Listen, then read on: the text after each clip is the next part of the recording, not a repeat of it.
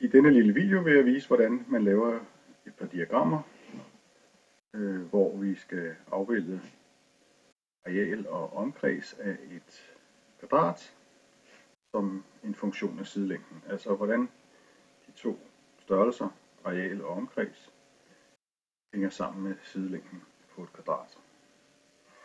Til at starte med, så skal vi selvfølgelig have nogle længder. I kan se, at jeg har lavet 3 kolonner, A, B og C, hvor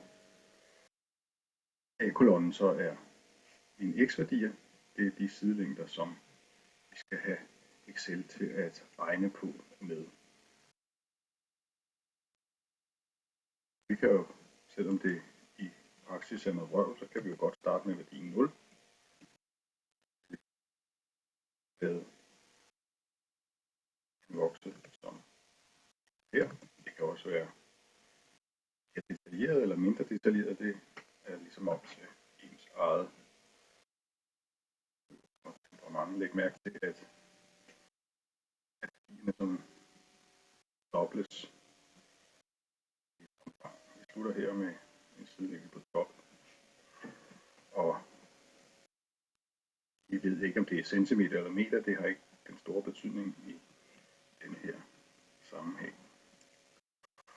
Så skal vi jo så have Excel til at regne omkredsen ud, og hvis man husker sin formelsamling, så ved man, at omkredsen af et kvadrat jo fås ved at gange sidelængden med 4. Hvis man nu gerne vil fortælle det til sin læser, så kan man jo lige klikke på indsæt og så skrive formlen her. 4 gange S. Og den herovre med areal, så skriver vi, at formlen hedder S gange S. Ja, vi får så skrevet sidelængden igen. Så nu har man også formlerne, men de to formler kan Excel jo ikke regne med, sådan som de er skrevet her. Vi skal her, og så skal vi starte med en listefejl som bekendt. Så skal vi så sige til Excel, du skal gå over og hente en sidelængde over i A-kolonnen, og den skal så gange med 4. Det kan jeg enter der, og den er selvfølgelig 0, fordi omkredsen af et areal, hvor sidelængden er 0. Det er 0. Nu har jeg en formel, og kan jeg så med musen lige trække den ned, så den beregner omkredsen for de sidelængder, jeg har skrevet i den første kolonne. På tilsvarende måde jeg også har skrevet en formel ind i celle C3. Igen, først klikker jeg på listetegnet, og så klikker jeg på den værdi, som Excel skal regne med, og den skal så ganges med sig selv. Og der kan jeg så bare skrive hjemme her.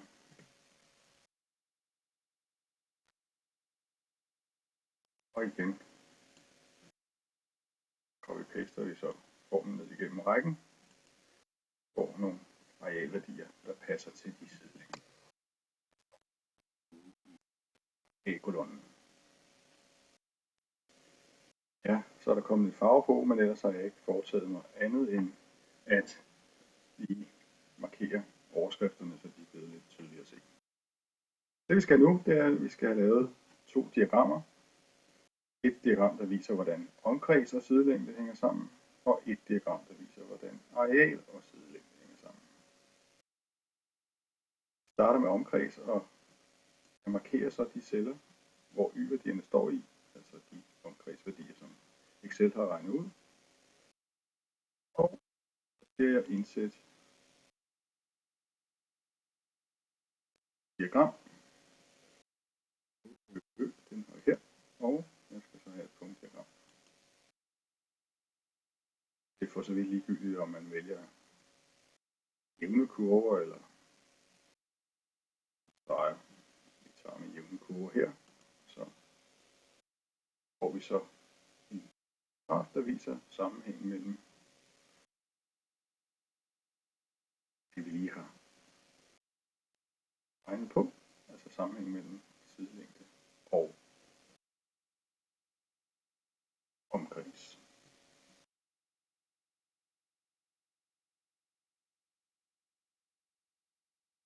Læg mærke til, at jeg kun markerede B-kolonnen, det vil sige, Excel har jo sådan set ikke noget at hænge sin hat på. Den ved ikke, hvad det er for nogle x-værdier, de her y-værdier er beregnet ud fra, så derfor ser kurven lidt mærkelig ud, eller grafen lidt mærkelig ud. Det skal ikke være sådan en form fletter, som vi kan se her. Vi er nødt til at fortælle Excel, hvor x-værdierne, altså sidelængderne, står henne, så derfor højreklikker jeg i tegnefladen her, og så siger jeg vælg data, og så kan I se, at den her foreløbig bare kaldt den B1. Den vil jeg så gerne redigere, og nu kan jeg så kalde den omkreds. Navn har jeg jo allerede stående heroppe i B1, så der klikker jeg bare. Og nu skal jeg så fiske x-værdierne. Det er altså de x-værdier, der startede med 0 og gik ned til 12. Så er jeg ind, klikker på den røde pil her. Det er OK.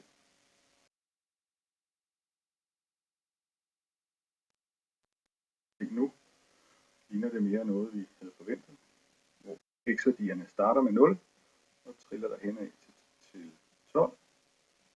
Og nu har jeg altså det her diagram på plads. Nu kan jeg se sammenhængen mellem sidelængden hen ad x-aksen og omkredsen op ad y-aksen. Og et højreklik med musen og klik på formateringsknappen sætter mig i stand til at lege med forskellige ting. Har med scenet at gøre. Hvis jeg højreklikker på x-aksen, så kan jeg normalt være heldig, at det her lille kors ændrer sig. Jeg får lov at få mere ved det. Det kan jeg ikke lige her med det her kamerafunktion, der ligger indover. Og det jeg sidder og siger her.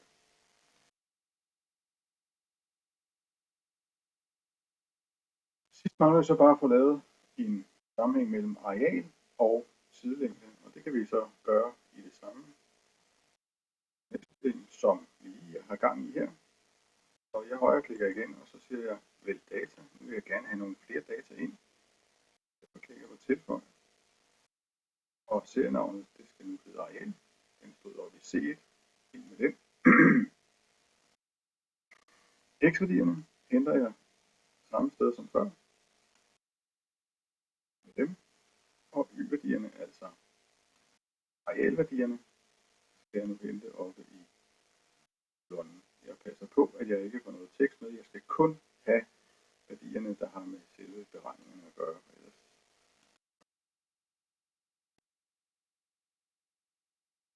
Så kan vi se, at diagramområdet omfatter 2 omkreds og en areal, og det er jo alt sammen i skønneste orden, og jeg siger OK. Og vi har fået farve på, og vi har fået kurver. Den ene, den blå, viser altså med en ret linje, hvordan omkredsen vokser lige frem med sidelængden, gange med 4 hver gang. Den røde, hvordan arealet vokser med kvadratet på sidelængden. Så når vi fordobler sidelængden, så bliver arealet 4 gange større. Arbejdsløst med opgaverne gang i.